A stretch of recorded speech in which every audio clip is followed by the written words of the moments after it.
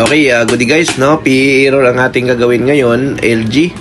So, common problem ito guys ng mga washing machine, yung PE error, no? So, ito po ay, ang cause nito guys usually ay yung kanyang pressure switch may problema or minsan wiring, ngat-ngat ng daga, no? So, tingnan natin kung anong problema nitong washing machine na ito ngayon, no? So, ito nga, siniservice natin. Binubuksan natin siya sa likod, no? Para makita natin kung ano ang problema. So, minsan kasi makunat ito guys buksan. So, ayan. Tsagain lang natin, no? May dalawang screw lang yan sa likod. Tapos, nakaklip lang yan guys, no? Yung tsagain nyo lang siya pagbukas para mabuksan nyo yung likod. So, ayan. Nandito tayo ngayon guys sa Binyan, Laguna, no? So, ayan. So, binuksan na namin guys. Nakita nga namin dito guys. Ayan, no? Ingat-ngat ng daga yung mga wiring. Ayan, no? Yung wire ng sensor, putol.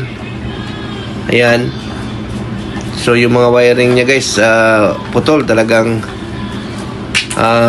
nginat-ngat siya ng daga. So, ang gagawin namin dito guys, i-rewire namin to, no? So, dalawa po ang gagawin nyo kapag nagkaroon ng PE error ang inyong washing machine. Check nyo yung mga wiring guys, baka may ngat-ngat. Then, kung walang ngat-ngat, palitan nyo ng water level sensor. So, ito nga ang ginawa namin guys kasi nga nginat-ngat. So, nilagyan na lang namin ng individual socket para may kabit natin yung water level sensor. So, suppose mayroon din tayong mga parts dito. Mayroon tayong mga socket, mayroon tayong pang electrical, no? So, yan. After natin guys ma-connect yung mga wiring, testing na natin, okay na. So, yun lang naging problema niya guys, PE error. So, yun, no? Kung gusto nyo paggawa sa amin, message lang kayo sa aming Facebook page sa Northia Repair Shop, no? Kami po ay gumagawa ng mga all brand ng automatic washing machine. So, kami rin ay naglilinis ng mga aircon, install, repair.